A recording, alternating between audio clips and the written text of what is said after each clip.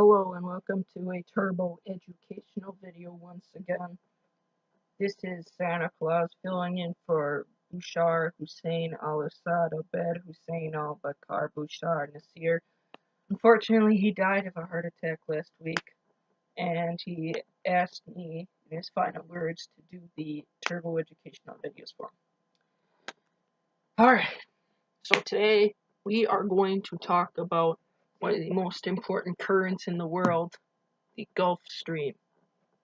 Now, in case if you don't know what it is, it's a current of warm water that brings warmth to Europe.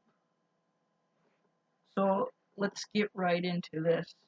Okay, so it is also called the thermohaline current. Thermal meaning temperature and haline meaning salt, and it plays a big role in here.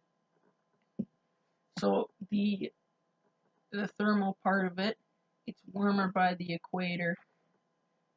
And a little bit of background, the more salt in the water, the denser it is. And it starts around the equator where there is lots of heat, and this warm surface water evaporates, leaving a denser amount of salt on the surface. And naturally, with the help of winds, a dense object will want to move to a less dense area. It's just how it works. Alright, so our journey starts here, water evaporates, denser salt, blah blah blah. Anyway, the trade winds that are blowing east bring it up into the Bermudas and Caribbean, where it heats up to 30 degrees Celsius. You can do the math. And it does that flowing at about 2 meters a second, so it's not fast, but it gets there eventually. Anyway, then the amount of salt and the more trade winds bring it towards Europe. Now it kind of branches off around here and all goes south, but this right here is the most important part of it. That's the Gulf Stream. Now, like I said, it brings heat to Europe and lets it have agriculture and life, honestly. But basically what happens here is the water releases tons of heat around these points, and with it comes some water vapor. Now it evaporates and causes the salt content to once again rise.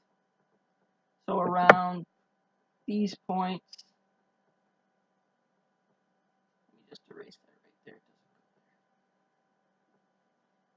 There are waterfalls where the denser water goes. The water around here is warmer, and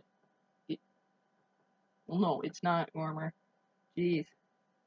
Man, that guy does it better. Anyway, it's denser, but still warmer than it. But since it's denser, it sinks.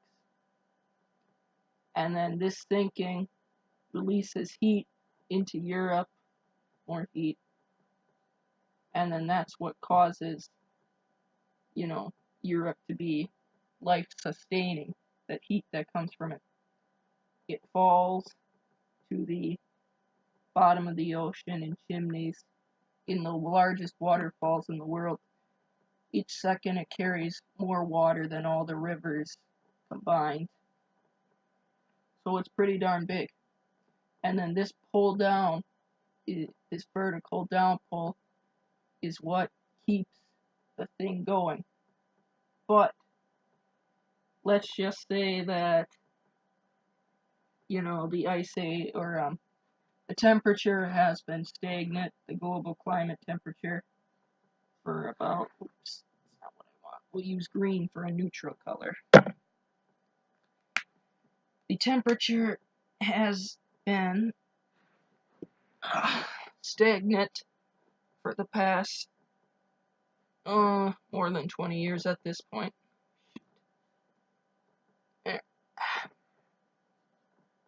And that's been nice for the Gulf Stream.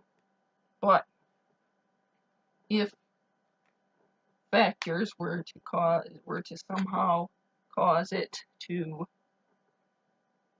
rise, the water around here would evaporate, making it more salt dense, which would cause it to completely stop. The chimneys would disappear, and the Gulf Stream current would be no more. Now, if it rises enough, it can compensate for this higher temperature. But if it's not enough, even with the higher temperature, the entire northern hemisphere could become a giant ice sheet.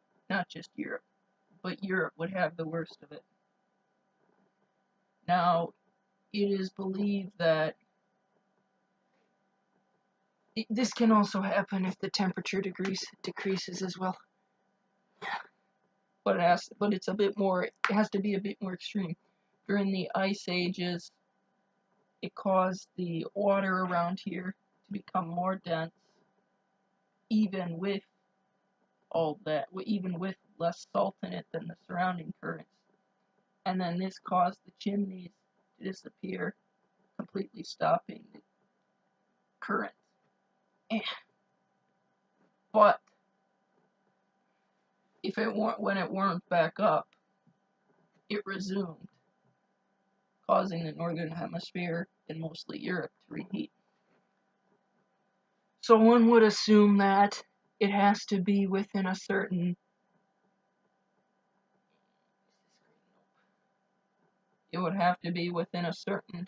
temperature range for it to function comfortably. And I have to say, that's true. Now, scientists have found that the Gulf Stream is at its weakest point in 1,605 years, which should seem like a cause for concern, but this current might be billions of years old, and we're not sure if it'll disappear within the next few hundred years. I doubt it, if it survived this long, but that's just a basic synopsis on the Gulf Stream.